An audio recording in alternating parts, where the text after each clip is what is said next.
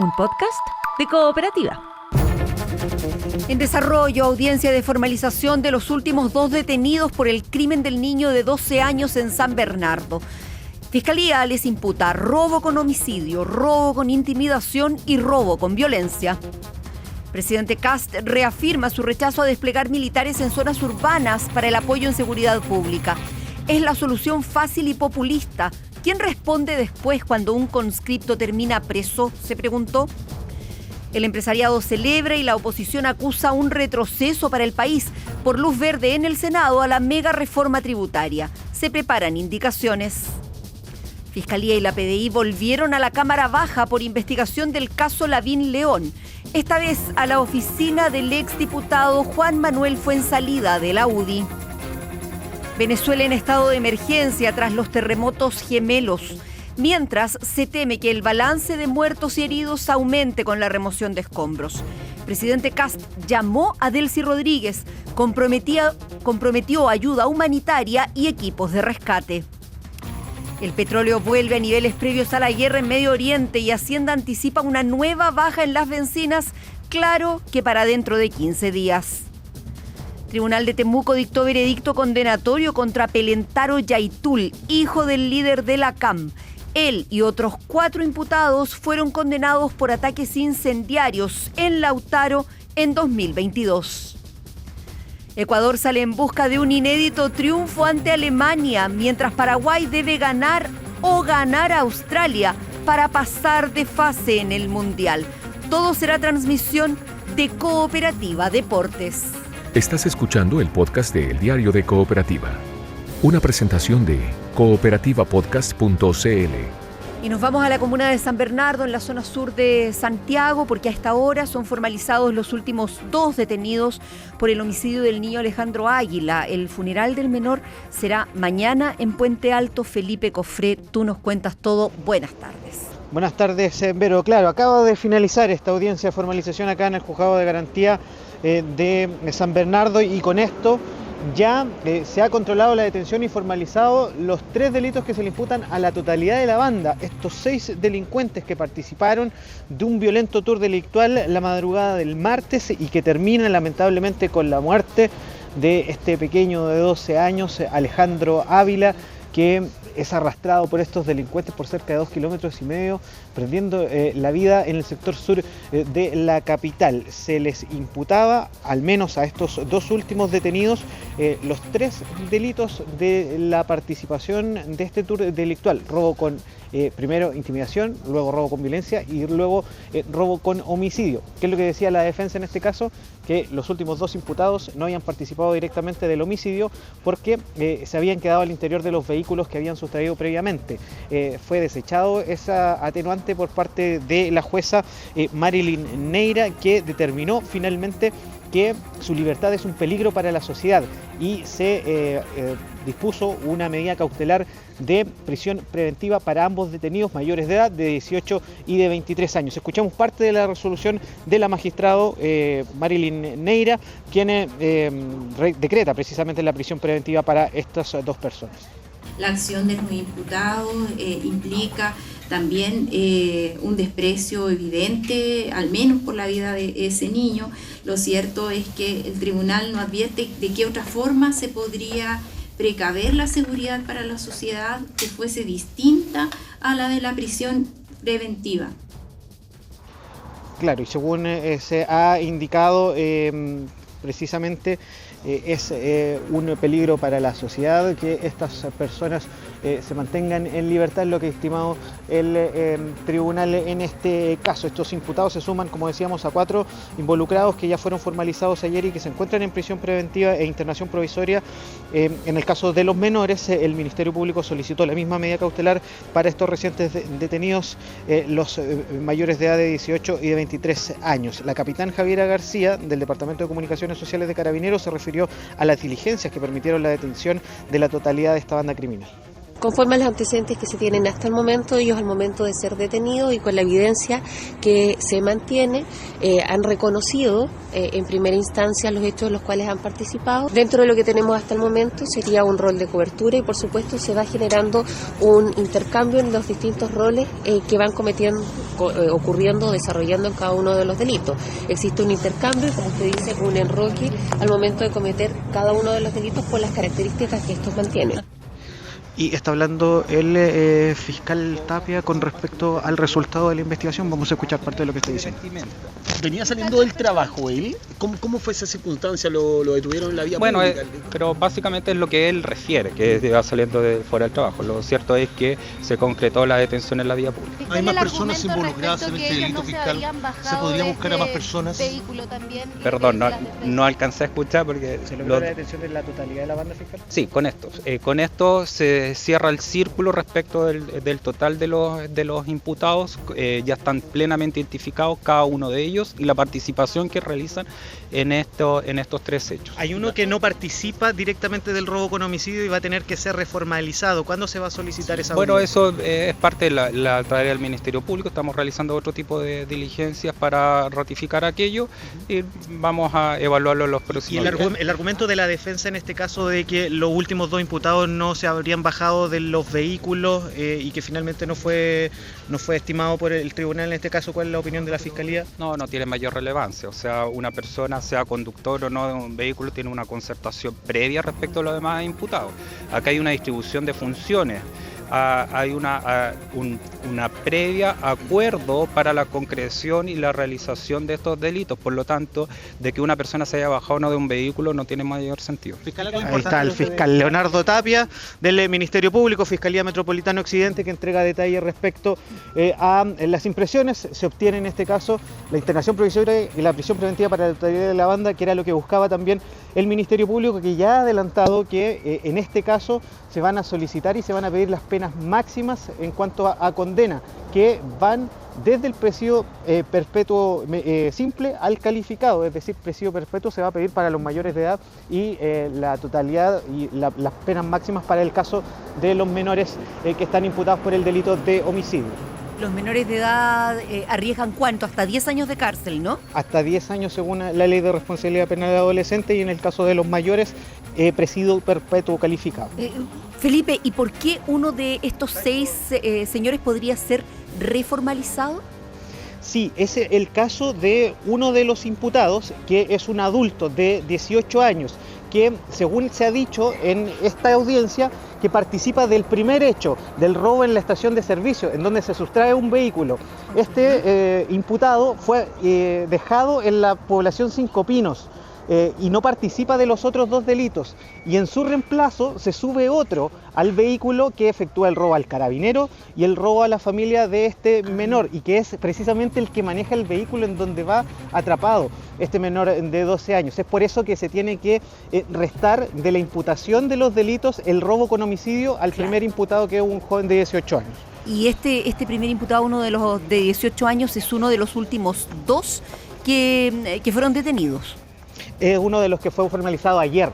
Y por eso nos llamaba la atención que la defensa no había marcado ese punto, que no había participado del robo de 18 años, y que sí se le había imputado el delito de robo con homicidio y que se le va a tener que reformalizar por el mismo caso. Perfecto. Son 6 de todas maneras los detenidos por este caso que ha terminado con el crimen, la muerte de un niño de 12 años. El funeral de Alejandro Águila está previsto para mañana, Felipe. Sí, para mañana, cerca de las 2 de la tarde, sale el cortejo fúnebre hasta el cementerio El Parque, que está ubicado en la comuna de Puente Alto. Mientras tanto, está siendo velado junto a su familia. Parte de ella, sus medios hermanos, ya lo decíamos, ha viajado desde Argentina para efectuar esta despedida. Sí, no han querido hablar mucho con la prensa, pero han sido muy abiertos con los periodistas que han llegado hasta su domicilio ahí en la comuna de Puente Alto. Incluso les han ofrecido café por el frío, pero han preferido mantenerse un poco al margen, más allá de un par de palabras que ha dado la mamá y también el papá por separado. Gracias, Felipe. Buenas tardes. Buenas tardes. Y en el debate político, el foco sigue puesto en reformar la Ley de Responsabilidad Penal Juvenil. Camila López, buenas tardes. ¿Qué tal, Vero? Muy buenas tardes. Y la muerte de este niño de 12 años ocurría durante una encerrona en San Bernardo y por la cual hay 2 adolescentes detenidos, de los 6 en total, volvió a instalar el debate sobre la respuesta del Estado frente a delitos violentos cometidos por menores de 18 años. En ese contexto, la Cámara de Diputados aprobó un proyecto de resolución que solicita al presidente José Antonio Kast estudiar una rebaja de la edad de responsabilidad penal adolescente que actualmente comienza a los 14 años y que se quiere rebajar a los 13 años, una discusión que también está presente al interior del gobierno. Y es que durante los últimos días distintas autoridades han abierto la puerta a revisar el actual sistema, incluso evaluando si los adolescentes que cometan delitos pasen a cumplir condena en recintos penales comunes una vez que cumplan los 18 años. Así lo planteó el ministro de Justicia, Fernando Rabat, quien confirmó que el Ejecutivo está analizando distintas alternativas en esta materia. Primero es que hoy día existe en el Senado de la República un proyecto de ley que modifica la ley de responsabilidad penal adolescente de manera bastante relevante, básicamente aumentando la pena para los jóvenes que cometen delitos extremadamente graves. Eso está esperando una votación en sala del Senado para avanzar en su discusión particular. Y nosotros lo que hemos planteado que pueda estudiarse también una modificación a lo que es la edad para considerarse capaz de cometer delitos, de enfrentar la responsabilidad penal como adulto. Es una cuestión seria, compleja, que debe analizarse también con mirada de reinserción y por lo tanto es un conjunto de antecedentes que estamos en este momento analizando tanto en la división jurídica como en la división de reinserción del Ministerio de Justicia. Bueno, pero el debate no genera consenso porque desde el mundo académico y desde las organizaciones que trabajan con jóvenes infractores de ley advierten que la discusión no debe centrarse exclusivamente en las sanciones penales. Desde la Fundación Paternitas, por ejemplo, que se enfoca en la reinserción de jóvenes en conflicto con la justicia, plantean que la evidencia no ha demostrado que bajar la edad de imputabilidad reduzca la delincuencia y que el foco debe estar también en la prevención, la rehabilitación y el acompañamiento temprano de niños y adolescentes en situación de riesgo. Escuchemos al sacerdote Nicolás Vial, fundador de Paternitas.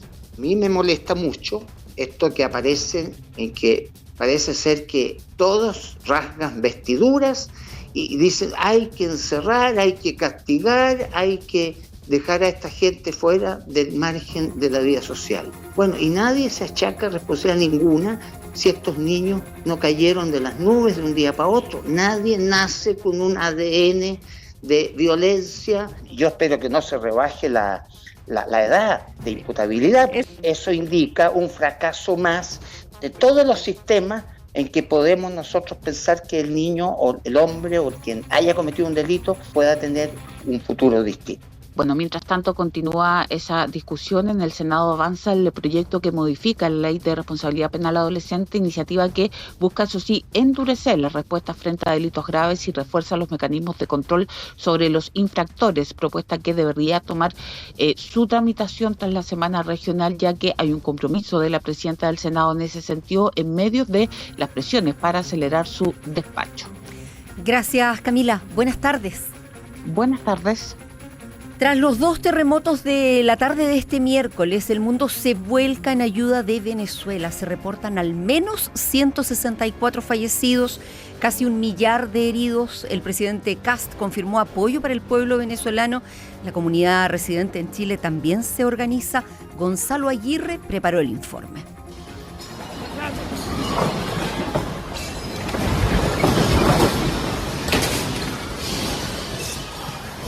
Temblando. Observen cómo quedó el aeropuerto de Maiquetía estando nosotros acá adentro. Miren, el desastre que hay. Acabado totalmente.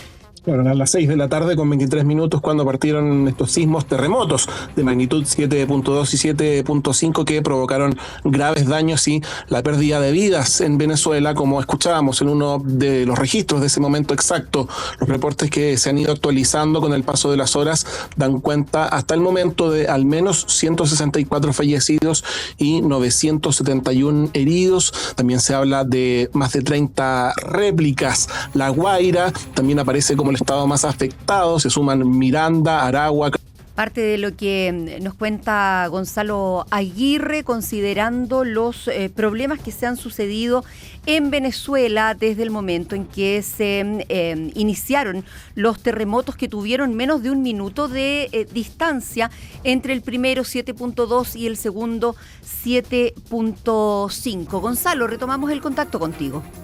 Sí, decíamos que estos esfuerzos de las autoridades en las primeras horas han estado centrados en salvar vidas a personas atrapadas. Vamos a escuchar a la presidenta encargada de Venezuela, Delcy Rodríguez. El primer mensaje para nuestro pueblo es mantener la unión para salvar vidas. Inmediatamente de la ocurrencia de estos dos sismos, todas nuestras autoridades y el sistema de protección civil se abocó a la tarea del rescate en las cuales nos encontramos en este momento. Rescatar vidas y luego, abordaremos lo que tiene que ver con la recuperación de infraestructuras, recuperaciones materiales. Claro, y mientras se realizan los primeros operativos de rescate, remoción de escombros, en todo el mundo se empieza a movilizar la ayuda frente a esta emergencia. Desde Estados Unidos, el secretario de Estado Marco Rubio comprometió ayuda con equipos de búsqueda y rescate, recursos médicos y asistencia humanitaria a Venezuela. También desde la Unión Europea, 7 países ya están coordinando su asistencia a través del mecanismo de protección civil. Solo algunos ejemplos de la movilización en estos momentos. Se suman a estos esfuerzos formales de las naciones, la diáspora venezolana, con personas que en muchísimos casos han tenido dificultades para comunicarse a través de las vías habituales que requieren, por ejemplo, de conexión a internet.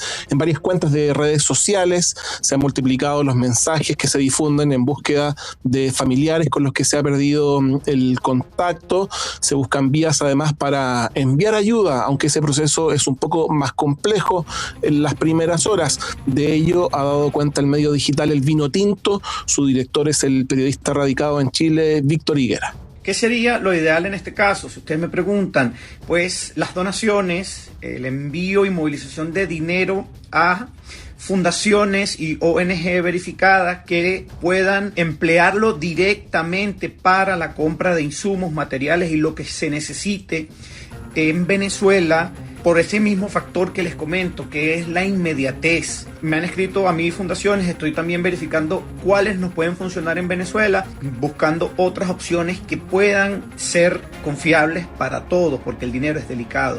A través de la red social X, el presidente José Antonio Kast detalló esta mañana que tomó contacto con Delcy Rodríguez para transmitirle la solidaridad de Chile en los difíciles momentos que enfrenta el pueblo venezolano.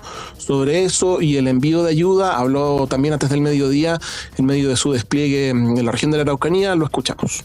Desde anoche ya comenzamos a coordinar lo que puede ser la ayuda solidaria para el pueblo venezolano. Por la mañana pude comunicarme telefónicamente con Delcy Rodríguez, la presidenta encargada, y también transmitirle nuestra solidaridad y decirle que tan pronto podamos vamos a acudir en ayuda y colaboración de su pueblo. En un principio con el envío de rescatistas, voluntarios chilenos que van a ir a colaborar en la remoción de escombros y en la búsqueda de personas, y a partir del día de mañana lo que podamos en temas de ayuda humanitaria.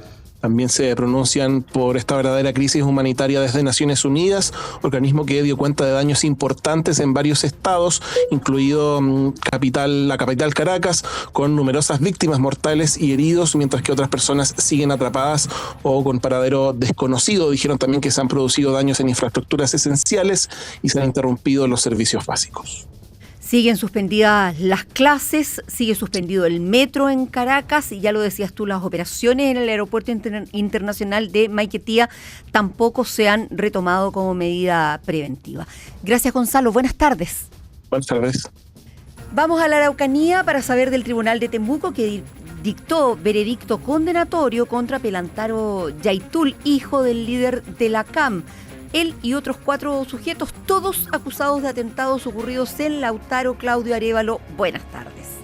¿Qué tal, Verónica? Buenas tardes. Por unanimidad, el Tribunal de Juicio Oral en lo Penal de Temuco dictó esta mañana veredicto condenatorio contra Pelentaro Yaitul Pessoa, hijo de Héctor Yaitul, líder de la coordinadora Arauco Mayeco CAM, contra Luis Menares, Juan Mardones, Luis Fuensalida y Jorge Caniupil. Ellos están vinculados a la coordinadora Arauco Mayeco CAM, han sido responsables de varios hechos de violencia y en este caso en su calidad de autores de los delitos consumados de incendio reiterado, hurto de camioneta en concurso con un delito de secuestro simple y un segundo delito de hurto, ilícitos perpetrados el 22 de noviembre del año 2022 al interior de un fundo en la comuna de Lautaro. El tribunal condenó además a Pelentaro Yaitul y a Juan Mardones por su responsabilidad en el delito de porte ilegal de municiones en este caso. Escuchemos el audio del juez redactor Wilfred Fielman, quien entrega detalles del veredicto conocido durante esta mañana. Pelentaro Héctor Yaitul Pessoa, Luis Guillermo Menares Chanilao, Luis Darío Fuensalida de Neros, Jorge Andrés Caniupil Coña y Juan Carlos Mardones Sáez, todos previamente concertados, algunos de los cuales portaban armas de fuego, entre ellas una escopeta calibre 16 y un fusil marca HK calibre 7.62 con cargador, irrumpieron en el predio San Luis, ubicado en la ruta S10, sector Coihueco, de la comuna de Lautaro, de propiedad de la empresa FHO, intimidando a los trabajadores forestales que en ese instante desarrollaban sus actividades laborales, efectuando los hechores disparos con las armas de fuego que portaban para evitar cualquier oposición a su proceder. Luego de estos disparos y de las amenazas a los trabajadores, se estableció la investigación que en esa oportunidad los 5 sujetos participaron en la quema de 4 máquinas forestales al interior de este fundo. La condena y la sentencia definitiva, Verónica, se va a conocer el próximo 13 de julio y la Fiscalía está pidiendo en total cerca de 60 años de cárcel contra los 5 sujetos. Claudio Arévalo, gracias, buenas tardes. Buenas tardes. Estás escuchando el podcast de El Diario de Cooperativa, una presentación de cooperativapodcast.cl. Personal de la PDI llegó de nuevo a la Cámara de Diputados para realizar diligencias en una de las aristas de la investigación sobre Joaquín Lavín León, ex diputado, ex UDI. De eso, de megareforma y más, nos informa Jorge Espinosa Cuellar. Buenas tardes.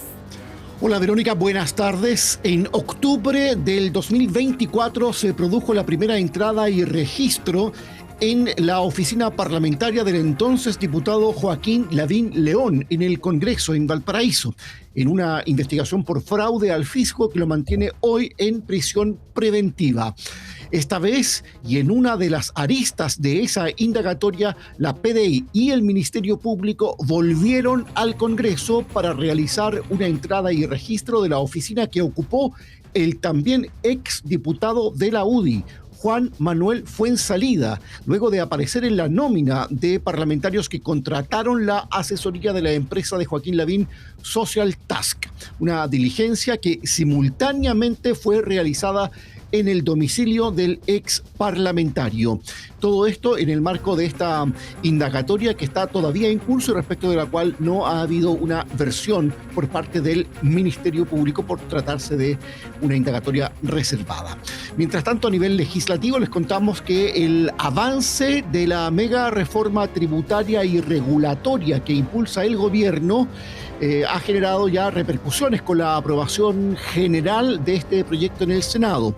Es motivo de celebración en el gran empresariado este paso que dio la tramitación del proyecto. Escuchamos a la presidenta de la Confederación de la Producción y del Comercio, Susana Jiménez. Volver a retomar mayor competitividad tributaria, una simplificación regulatoria, se ve concretada en este proyecto de ley en un periodo razonablemente corto. Es algo que hay que celebrar, esperamos que siga avanzando. Obviamente, cuando se ponen propuestas sobre la mesa, tienen que ser propuestas que son razonables, porque si no es muy difícil llegar a un acuerdo. Nosotros siempre hemos dicho que la invariabilidad es importante. Si son 20 o 25 años, si el umbral son 50 millones de dólares, es parte de la negociación parlamentaria, pero que se persevere en la iniciativa de la invariabilidad porque es una señal muy importante para los inversionistas. Mientras en el gran empresariado celebran este avance, los secretarios generales de partidos de oposición hicieron hoy una evaluación diametralmente opuesta por haberse aprobado solo con un voto más el 50% de las y los senadores que participaron en la sesión de este día miércoles. En la reunión semanal de coordinación estuvieron los secretarios generales Alejandra Kraus de la Democracia Cristiana, Bárbara Figueroa del Partido Comunista y Arturo Barrios del PS. Ganar por tan solo un voto una decisión de esa envergadura, nosotros que reconstruimos la democracia en nuestro país, sabemos que Chile merece otra cosa. Porque aquí no solamente no se escuchó a la oposición, tampoco se escuchó a la presidenta del Senado, que es parte del gobierno. Ella apostó por la posibilidad de más tiempo para el diálogo y no se le escuchó. Para Chile no es sano tener victorias pírricas. Así no se construye democracia y la verdad que aquello significa un retroceso para Chile. Por lo pronto hay plazo hasta el 6 de julio, es decir, hasta el lunes de la semana de regreso tras el receso regional para la presentación de indicaciones. Esto corre tanto para los parlamentarios como para el gobierno. Y les cuento también de una polémica que estalló por el fallo del Tribunal Constitucional que declaró que normas esenciales del proyecto del gobierno, escuelas protegidas, son precisamente inconstitucionales, como la inhabilidad para acceder a la gratuidad en la educación superior, la norma para que las policías realicen registros a estudiantes cuando estos se nieguen y no estén presentes sus padres, la que califica como afectación grave y por consiguiente causal de expulsión la paralización de clases y la de la prohibición de uso de accesorios o vestimentas que supuestamente promuevan la violencia. Aún no se conocen los fundamentos del fallo, pero esta mañana, desde la derecha, el senador Rojo Edwards acusó pública y directamente al Tribunal Constitucional. Le respondió su par de la Democracia Cristiana, Yasna Proboste. Es evidente que el fallo del Tribunal Constitucional es un fallo político ideológico, pro delincuentes y pro violencia, y es un fallo autoritario porque pretende deshacer materias que son claramente constitucionales. O sea, cada vez que discutamos algo del registro de vándalos vamos a tener que pensar qué piensan los señores del Tribunal Constitucional. Si los jueces del Tribunal Constitucional quieren actuar políticamente más allá de lo que les asigna como rol la Constitución, que se presenten a elecciones. No estamos frente a jueces activistas ni tampoco detractores del proyecto, sino frente al funcionamiento normal de las instituciones democráticas. Si el problema es que aquí hay quienes quieren orden sin Estado de Derecho. Y cuando quieren orden sin Estado de Derecho, por suerte que exista un Tribunal Constitucional que les diga una y otra vez que tienen que respetar la Constitución. Esta discusión se dio al inicio de la sesión de hoy de la Comisión de Educación de la Cámara Alta, que está tramitando y votando el proyecto de Sala Cuna. Jorge Espinosa Cuellar con toda la información que se produce en esta jornada en el Congreso. Gracias, buenas tardes. Buenas tardes, Verónica. Lo que está pasando. Síntesis informativa de El Diario de Cooperativa. En desarrollo, audiencia de formalización de los últimos 2 detenidos por el crimen del niño de 12 años en San Bernardo. Fiscalía les imputa robo con homicidio, robo con intimidación y robo con violencia. Presidente Kast reafirma su rechazo a desplegar militares en zonas urbanas para el apoyo en seguridad pública. Es la solución fácil y populista. ¿Quién responde después cuando un conscripto termina preso?, se preguntó. El empresariado celebra y la oposición acusa un retroceso para el país por luz verde en el Senado a la mega reforma tributaria. Se preparan indicaciones. Fiscalía y la PDI volvieron a la Cámara Baja por investigación del caso Lavín León. Esta vez a la oficina del exdiputado Juan Manuel Fuenzalida de la UDI. Venezuela en estado de emergencia tras los terremotos gemelos, mientras se teme que el balance de muertos y heridos aumente con la remoción de escombros. Presidente Kast llamó a Delcy Rodríguez, comprometió ayuda humanitaria y equipos de rescate.